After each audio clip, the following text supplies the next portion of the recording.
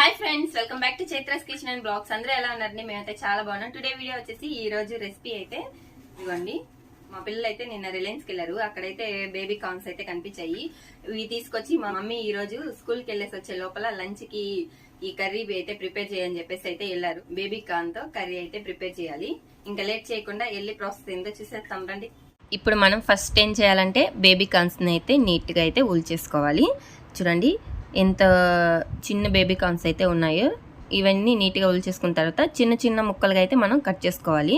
ఎందుకంటే మనకు మసాలా అయ్యి పట్టడానికి చిన్న ముక్కలు కట్ చేసుకుంటే బాగా త్వరగా కూడా ఉడుకుతాయి.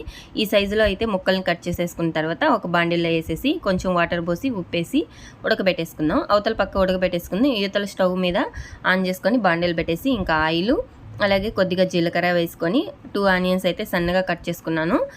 పచ్చిమిర్చి ఒక 2-3, కరివేపాకు వేసుకొని బాగా ఫ్రై చేసుకోవాలి. అల్లం పేస్టు ఇది కొద్దిగా ఫ్రై అయిన తర్వాత ఒక 2-3 టమాటాలు, పెద్ద సైజు టమాటాలను అయితే జ్యూస్ తీసుకొని ఇలా అయితే మనం ఫ్రై చేసుకోవాలి. మీడియం ఫ్లేమ్లో పెట్టుకొని ఫ్రై చేసుకోవాలి. ఇదైతే జీడిపప్పు పేస్టు, ఇది వేసుకుంటే మనకు టేస్ట్ అనేది బాగుంటుంది.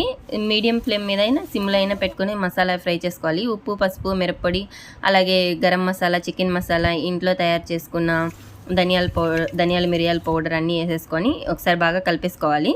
ఇలా కలిపేసుకున్న తర్వాత ఇందులో వచ్చేసి ఒక చిన్న కప్పు పెరుగును వేసుకొని యాడ్ చేసుకోవాలి. మనకు మసాలా అనేది టేస్ట్గా ఉంటుంది. కొద్దిగా వాటర్ పోసుకొని ఈ మసాలా మొత్తం కలిపేసుకొని కొద్దిగా ఉడకనివ్వాలి. ఇలా ఉడికిన తర్వాత ఇందులో వచ్చేసి మనం ఉడకబెట్టుకున్న బేబీ కార్న్స్ని అయితే ఇందులో వేసేసుకొని ఒక 10 మినిట్స్ అలా మీడియం ఫ్లేమ్ మీద ఉడకబెట్టేసుకుంటే మనకైతే ఎమ్మీ బేబీ కార్న్ రెసిపీ అయితే రెడీ అయిపోయింది. చూస్తుంటే నేరుతుంది కదా.